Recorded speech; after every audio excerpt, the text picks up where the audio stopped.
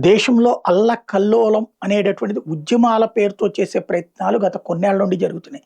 రైతుల ఉద్యమం పేరుతో జరిగినటువంటిది హైవేల స్తంభింపు చేయటం. ఆ తర్వాతన ఎర్రకోట మీదకే వెళ్లి జెండాలు ఎగరేయటం. అది కూడా ఖలిస్తానీ జెండాలు ఎగరవేయటం.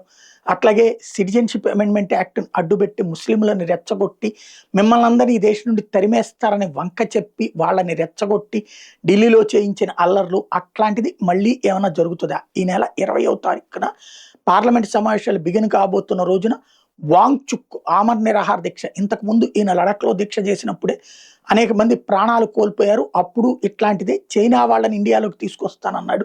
ఇప్పుడు కూడా నీట్‌కి సంబంధించి ఆయన అడిగే దాంట్లో పెద్ద లెక్కే లేదు. ఎందుకంటే నీట్ పరీక్షలు కూడా అయిపోయినాయి. పేపర్ లీకేజ్ జరిగితే ఆ బాధ్యుల్ని శిక్షించాలన్నారు, శిక్షించేశారు. ధర్మేంద్ర ప్రధాన్ రాజీనామా అనేటటువంటి రాజకీయపరమైనటువంటి అంశం. అసలు వాస్తవంగా వీళ్ళు ఆందోళన చేయకపోయి ఉంటే ఆయన ఎట్టకు పక్కకి తప్పించేవాడు. వీళ్ళ ఆందోళన కారణంగానే ఆయన కొనసాగుతున్నారు. మంత్రివర్గ విస్తరణ కూడా పక్కన పెట్టేశారు. మొండిగానే ప్రభుత్వం ఉంటుంది. ఇప్పుడు కాబట్టి ఎలాగైనా సరే అల్లకల్లోలం చేస్తామని చెప్తున్నారు. ఒక పక్కన తికాయత్ మళ్ళీ ట్రాక్టర్లు అవి వేసుకుని అక్కడి నుంచి బయలుదేరతానంటున్నాడు. ఇటు పక్కన దేశవ్యాప్తంగా రచ్చ చేయడానికి రెడీ అవుతున్నారు.